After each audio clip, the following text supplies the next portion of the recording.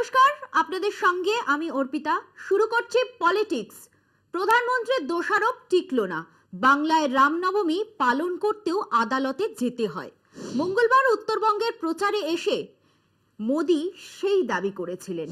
তার দাবি নস্যাৎ করে বাংলার ভোট বাজার রামময়।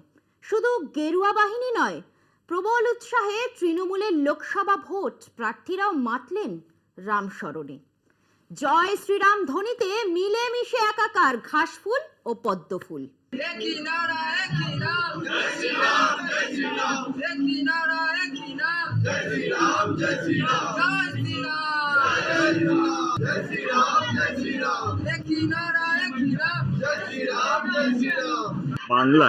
বাংলার কালচারের মধ্যে যেটা আমরা সবসময় বলি 12 মাসে 13 পার্বণ, মানে কিছুদিন বিশালক্ষী মায়ের চলছে, বাসন্তী পুজো চলছে, এত কিছু হচ্ছে। যে কোনো ধর্ম শান্তির বার্তা শেখায়, যে কোনো ধর্ম সবাইকে নিয়ে চলা শেখায়। ধর্ম নিয়ে রাজনীতি করছে তৃণমূল। জয় শ্রীরাম। ভারতবাসীর লোকরা তো করবেই, আমরা তো করবই, ওরা তো করবে, কি আছে, অসুবিধা কি? প্রথম রামনবমী, রাম মন্দির প্রতিষ্ঠার পরে নিঃসন্দেহে আলাদা একটা তার আঙ্গিক আছে।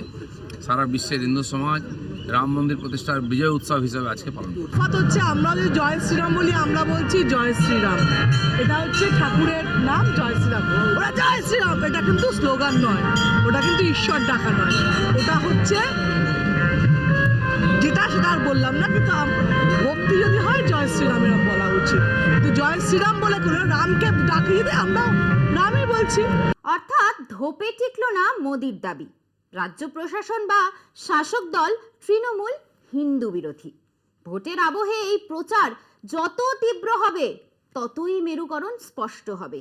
সেই লক্ষ্য নিয়ে হিন্দুত্ববাদী বিজেপি প্রচার করবে, সেটা স্বাভাবিক। কিন্তু দেশের প্রধানমন্ত্রী তার দলের এজেন্ডা পূরণে এমন অনৃত ভাষণের আশ্রয় নেবেন?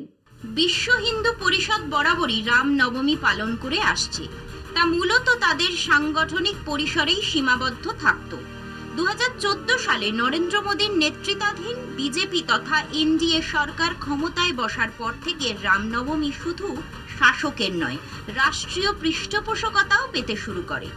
একই সঙ্গে সংঘ পরিবার বা তার অনুমোদিত নানা সামাজিক ও ধর্মীয় সংস্থার রামনবমীর পালনে অস্ত্র নিয়ে শোভাযাত্রার রেওয়াজ বাড়তে থাকে। রাম নাম ছাপিয়ে অস্ত্র প্রদর্শনে ধর্মীয় বিভাজনের বার্তাই মুখ্য হয়ে ওঠে। এই কর্মসূচি উৎসব পার্বণের গণ্ডি ছাড়িয়ে বাংলা সহ দেশের নানা জায়গায় সাম্প্রদায়িক হিংসা ও রক্তপাত ঘটিয়েছে। স্বভাবতই রাজ্য প্রশাসন বা রাজ্যের শাসক দল বেশ কয়েক বছর যাবৎ রামনবমীর নামে গেরুয়া বাহিনীর সশস্ত্র মিছিল নিয়ে আপত্তি জানিয়ে এসেছে। রামনবমী উদযাপনে নয়, নির্দিষ্ট করে অস্ত্র মিছিলে আপত্তি। ঘটনাচক্রে ভরা ভোট মরশুমে রামনবমী, সাম্প্রদায়িকতার উস্কানি নিয়ে সন্দিহান ছিলেন মুখ্যমন্ত্রী মমতা বন্দ্যোপাধ্যায় স্বয়ং। আমি সংখ্যালঘু ভাই বোনদের বলবো, যদি দেখেন স্লোগান দিচ্ছে 17 তারিখ, ওটা ওদের দাঙ্গা করার দিন, আমি মনে করি ওটা মানুষের সম্মানের দিন হোক, ঐক্যের দিন হোক। গালাগালি দিলেও মাথা ঠান্ডা করে আল্লাহর নামে প্রে করবেন, ওদের বিদায় চাইবেন, কিন্তু কেউ কোনো প্ররোচনায় পা দেবেন না। রামনবমীর শোভাযাত্রায় নয়, অস্ত্র মিছিলে নিষেধাজ্ঞা জারি করে রাজ্য সরকার। তার প্রেক্ষিতে আদালতে মামলা হয়। নির্দিষ্ট করে বিশ্ব হিন্দু পরিষদের কর্মসূচির প্রেক্ষিতে হওয়া সেই মামলায় বেশ কিছু কঠোর বিধিনিষেধ আরোপ করে শোভাযাত্রার অনুমোদন দেয় কলকাতা হাইকোর্ট। কিন্তু বিশ্ব হিন্দু পরিষদের সেই শোভাযাত্রার আগেই রাজ্যের বিভিন্ন প্রান্তে হাওড়া, রামপুরহাট, বালুরঘাট, মালদহ সহ নানা জায়গায় রামের নামে অস্ত্রের মিছিলও দেখা গেল হরেক কিসেমের গেরুয়া বাহিনীর সৌজন্যে। বলে দেওয়ার প্রয়োজন নেই, অস্ত্রের প্রদর্শনও আগাগোড়া বিজেপির ভোট প্রচারের অঙ্গ হয়ে রইল। जी इस अस्त्रों का शक्ति का पूजा होता है और असुर का और खराब चीज़ का निधन होता है। तो इस चीज़ में हम लोग श्री रामचंद्र पुरुषोत्तम जी तांड उनको पाँव में यही प्रार्थना रहेगा, देश में शांति आए, प्रतिष्ठित हो, हर घर में समृद्धि आए। और यशस्वी प्रधानमंत्री जी ने जो काम किया है, जो राम लाला को फिर अयोध्या में बैठा कर दुनिया में कंपित हो गया है, दुनिया उनका पाँव में चले आए हैं। এটা কোনো অস্ত্র নিয়ে আমরা ঘুরিনি, প্রথম কথা। আর দু নম্বর কথা, কিছু মানে আমাদের সিম্বলিক কিছু ছিল, শস্ত্র ছিল, সেগুলো সবই কাঠ এবং প্লাস্টিকের তৈরি, এর সাথে কোনো রকম সম্পর্ক নেই। আমরা সম্পূর্ণভাবে আইন মেনে নাগরিক হিসাবেই ঘুরেছি, অস্ত্র নিয়ে যাওয়ার কোনো এখানে ব্যাপারই আসে না।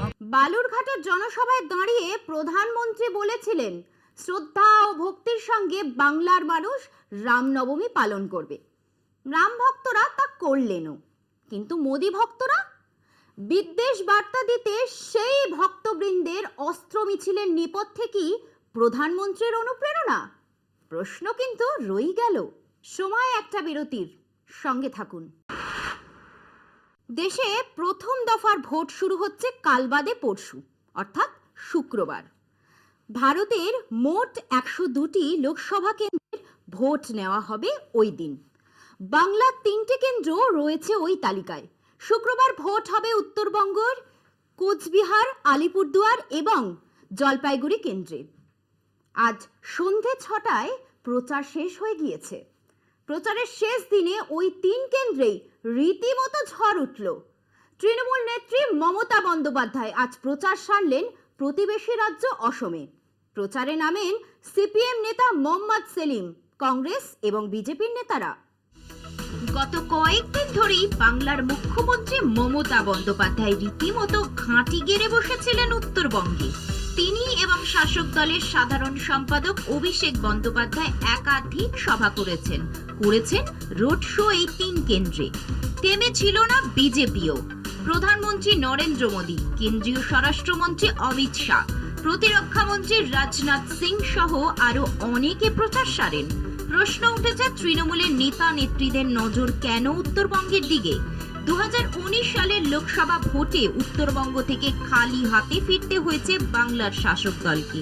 সেখানকার 8টি লোকসভা কেন্দ্রের মধ্যে 7টি দখল করেছিল বিজেপি, 1টি আসন পেয়েছিল কংগ্রেস।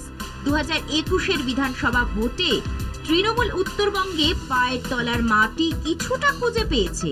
এত উন্নয়ন, এত কাজ, এত সরকারি প্রকল্পের সুযোগ সুবিধার পরও কেন উত্তরবঙ্গ তৃণমূলকে খালি হাতে ফিরিয়েছে গত লোকসভা ভোটে? মমতার প্রচারে বারবার সেই আক্ষেপ শোনা গিয়েছে। ভোটের প্রচারে তাকে বলতে শোনা গিয়েছে তৃণমূল কি অপরাধ করেছে যে আপনারা আমাদের ভোট দেননি। বিজেপির সাংসদরা তো 5 বছর কাটালেন, তারা কি করেছেন উত্তরবঙ্গের জন্য? এবার তাই তৃণমূল উত্তরবঙ্গের দখল নেওয়ার জন্য মরিয়া হয়ে উঠেছে। ট্রেন লাইনটা বন্ধ ছিল, চালু করেছিলাম কে? আমি করেছিলাম। তার কারণ চ্যাংড়াবান্ধা মালবাজার ওই এলাকার মানুষের জন্য ইম্পর্টেন্ট।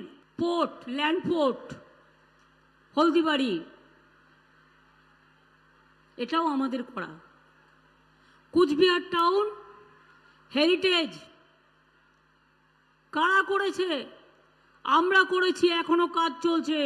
আগামী দিন সারা পৃথিবীর ইতিহাসে কুচবিহারের নাম জল জল জল জল করে জ্বলবে। নির্বাচন কমিশন এবার ভোট শান্তিপূর্ণ এবং অবাধ করতে বদ্ধপরিকর। উত্তরবঙ্গের 3 কেন্দ্রের মধ্যে কমিশনের বিশেষ নজর কোচবিহারের দিকে। ইতিমধ্যে কোচবিহারে প্রচার ঘিরে তৃণমূল এবং বিজেপির মধ্যে বেশ কয়েকবার সংঘর্ষ হয়েছে। তাতে জড়িয়ে পড়েন রাজ্যের মন্ত্রী উদয়ন গুহ এবং কেন্দ্রের মন্ত্রী নিশীথ প্রামাণিক। আজ কোচবিহারের বিজেপি প্রার্থী নিশীথ কমিশনকে চিঠি দিয়ে উদয়নকে শুক্রবার ভোটের দিন গৃহবন্দী করে রাখার দাবি জানিয়েছেন। নিশীথকে পাল্টা আক্রমণ করেন উদয়ন গুহ। প্রচারের শেষ দিনেও আজ তেতে ছিল কোচবিহার। এদিকে রাজ্যের দ্বিতীয় দফার ভোট হবে 26শে এপ্রিল। ওই দিন ভোট নেওয়া হবে উত্তরবঙ্গেরই আরো 3 কেন্দ্র, রায়গঞ্জ, বালুরঘাট এবং দার্জিলিংয়ে। নির্বাচন কমিশন ইতিমধ্যে 6টি কেন্দ্রের স্পর্শকাতর বুথের তালিকা প্রকাশ করেছে।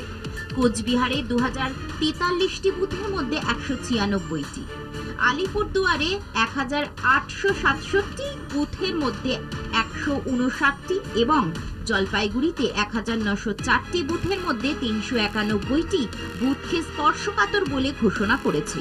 দ্বিতীয় দফার ভোটে দার্জিলিংয়ে 1991টির মধ্যে 400টি, রায়গঞ্জে 1730টির মধ্যে 408টি আর বালুরঘাট কেন্দ্রে 1569টির মধ্যে 308টি বুথকে স্পর্শকাতর হিসেবে চিহ্নিত করেছে কমিশন। তারা আগেই জানিয়েছে এবার সব বুথেই কেন্দ্রীয় বাহিনী দিয়ে ভোট করানো হবে।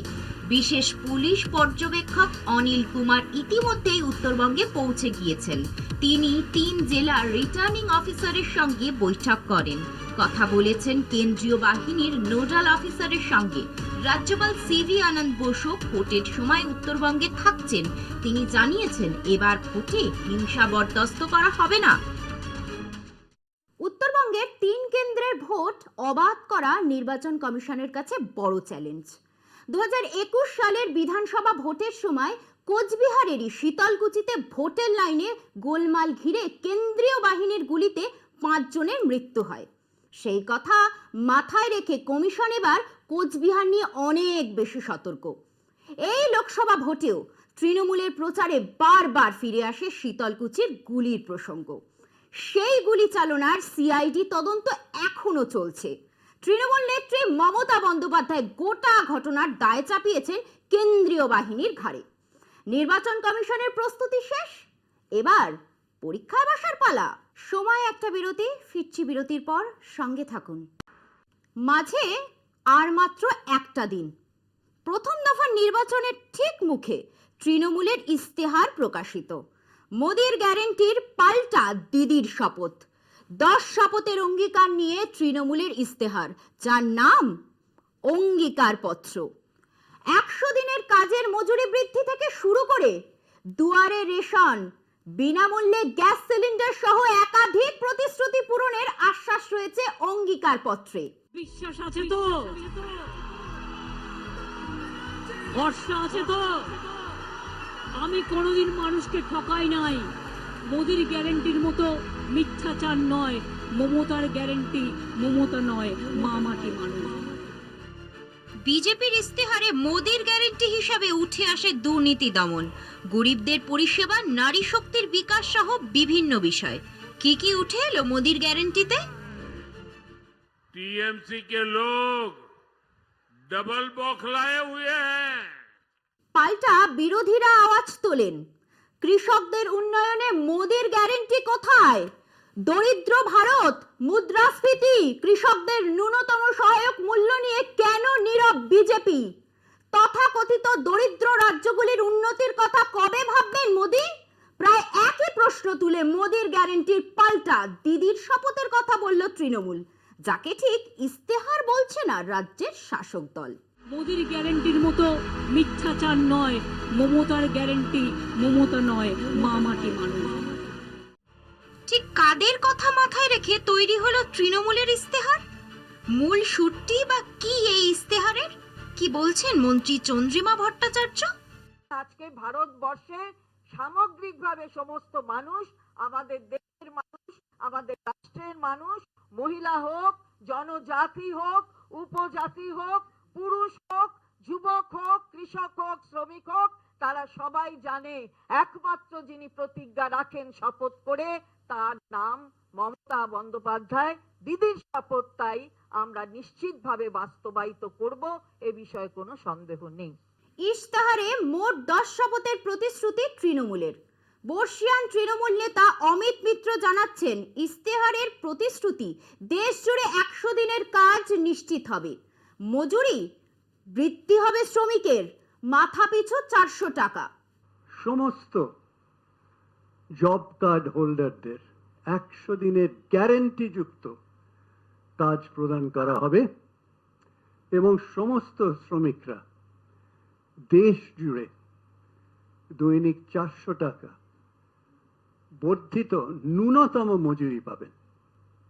প্রত্যেক বিপিএল পরিবারকে বছরে বিনামূল্যে 10টি সিলিন্ডার দেওয়া হবে।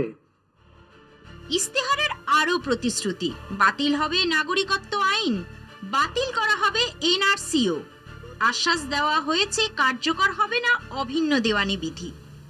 স্বামীনাথন কমিশনের সুপারিশ অনুসারে ভারতের কৃষকদের জন্য ন্যূনতম সহায়ক মূল্য প্রদানের আইনগত গ্যারান্টি দেয়া হবে। ধোঁয়াশাযুক্ত সিটিজেন্স অ্যামেন্ডমেন্ট অ্যাক্ট সিএএ বিলুপ্ত করা হবে, সোজা কথা, বিলুপ্ত করা হবে।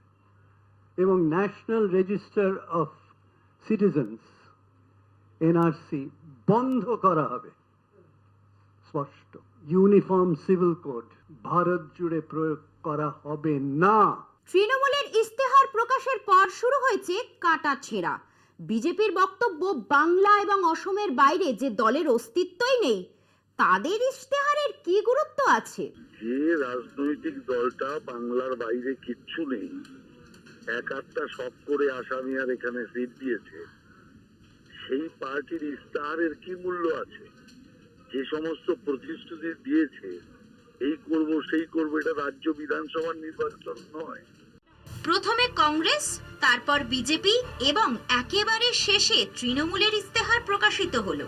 বাকি দুই দলের ইস্তেহার দেখে বুঝে নিজেদের প্রতিশ্রুতি তালিকা তৈরি করায় প্রথম থেকে কিছুটা হলেও এগিয়ে ঘাসফুল শিবির, এমনটাই মনে করছে রাজনৈতিক মহল। প্রথমে কংগ্রেস, তারপর বিজেপি এবং একেবারে শেষে তৃণমূলের ইস্তেহার প্রকাশিত হলো। বাকি দুই দলের ইস্তেহার দেখে বুঝে নিজেদের প্রতিশ্রুতির তালিকা তৈরি করায় প্রথম থেকে কিছুটা হলেও এগিয়ে ঘাসফুল শিবির, এমনটাই মনে করছে রাজনৈতিক মহল। পলিটিক্স আজ এই পর্যন্তই। দেখতে থাকুন কলকাতা টিভি, রাত দিন 7 দিন।